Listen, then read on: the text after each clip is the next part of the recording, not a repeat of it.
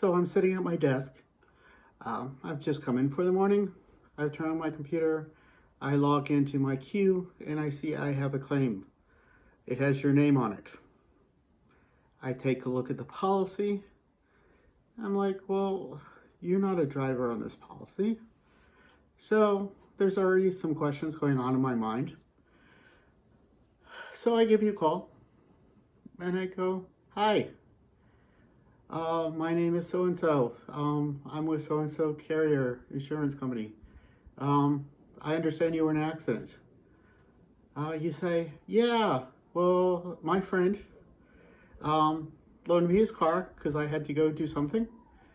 And I got into an accident. I'm like, okay. Well, I will have to verify that with the owner of the vehicle, the name insured on the policy, since you're not a permissible driver on the policy. I'll have to verify that. But for right now, let's just talk about what happened. You say, yeah, I was on a street, and then I had to get onto another street, and I merged in, and this guy came and he hit me. I'm like, okay, that's simple enough. Where is the damage? It's his passenger side corner to my driver's side front. It could also be the driver's side door. So I'm thinking about that. I'm like, well, I need more information. So we have a discussion about the roadway. I go on Google Maps, and I'm putting together what happened, and this is what I put together. Here is the other driver. He is just taking his time, moving on. Meanwhile, you're on this side, and you say, well, I need to go over here. So you drive, and you don't look, or for some reason you don't see him, or you think that you have the right of way, and it hits. It could also hit right up there. Now, if let's say you're right over here, and the impact is right there, that's a whole different scenario. This would mean that you are in control of the lane right here. When he struck you, he rear-ended you. In this scenario, you would not be at fault. But the facts of loss that I can put together and the damage photos, it's right there, or it's right there. So this would place you at fault, the driver of this vehicle at fault for not yielding, a failure to yield.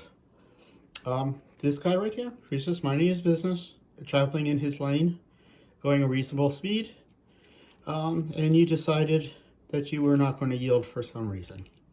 Usually there'll be a yield sign right here. I'll be able to see that on Google Maps. And there's usually some sort of, there's either like a line here, or there's something to indicate that you need to yield. And even if there's not, then the assumption is that this vehicle that's coming onto the highway has to yield for this vehicle. The prudent thing to do is to slow down and then wait for him to pass and then merge safely into that lane. That is what the reasonable person would do.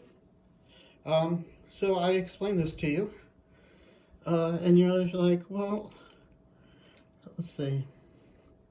And you're like, well, I still don't get it. Why he should have proper lookout. Well, in this kind of scenario, he may not have time to stop. He's not expecting you to be there.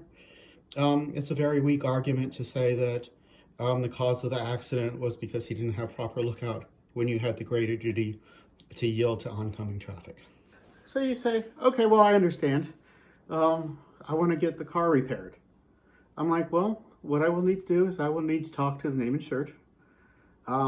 I don't see you as a permissible driver on the policy. So I need to verify, one, you did have permission to drive the vehicle, and two, that the policy was valid for there to be somebody other than the name insured driving the vehicle.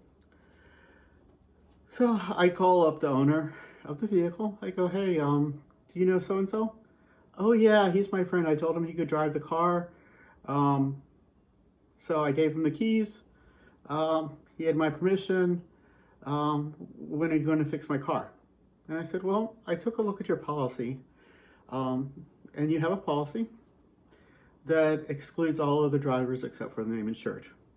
And this is actually common on insurance companies whom I won't name, who have very low premiums. So you always need to know what you're getting into, especially when you're getting extremely low rates. You say, oh, well, that's too bad. I said, yeah. Well, I do need to let you know that I will be issuing a denial letter. I've talked to the claimant. The claimant says that there were 2 people in the vehicle. It was him and his wife. They were just going down the street. There was a curve. They made the curve, and this car just drove right in front of them, and they didn't have time to stop. And they have injuries too. So you may want to contact them and see exactly what the damage is and what the injuries are. As far as I'm concerned, you don't have coverage on this policy for your driver. There's another scenario. A lot of times the carriers that have higher premiums, their coverage will cover a permissible driver, even if they aren't a name insured. In this scenario, I would call you up. I would talk to you about the driver. Did you give him the keys? Were the keys somewhere where he could access them? Is he a roommate? You know, I would want to explore exactly what permissible what permissible information you have on the driver. Did you give him permission? Is he simply a roommate? Were the keys somewhere where he could easily access them? Did you send him on a mission, like to go get you something? Did know the person, or did you only know a relative, or girlfriend or boyfriend, and you had given them the keys and then they gave it to this person without your permission?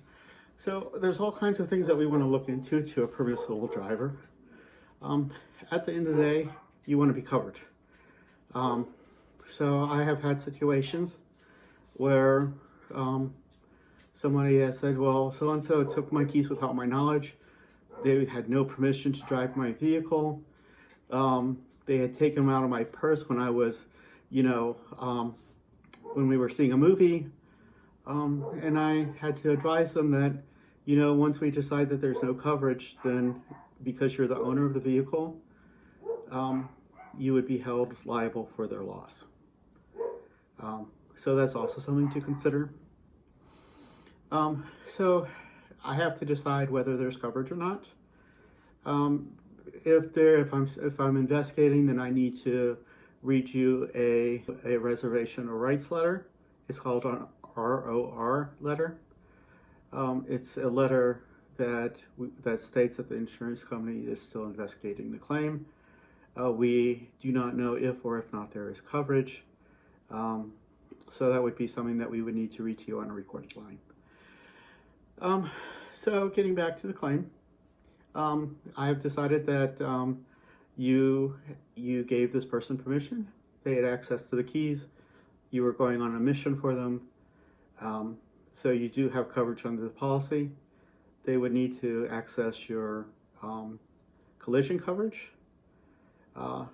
You've given you permission to talk to them about repairs for the vehicle. And I notate that in the file, and then I move on with the permissible driver. So that's the other scenario that would happen in this situation. As far as the claim, I would contact the claimant.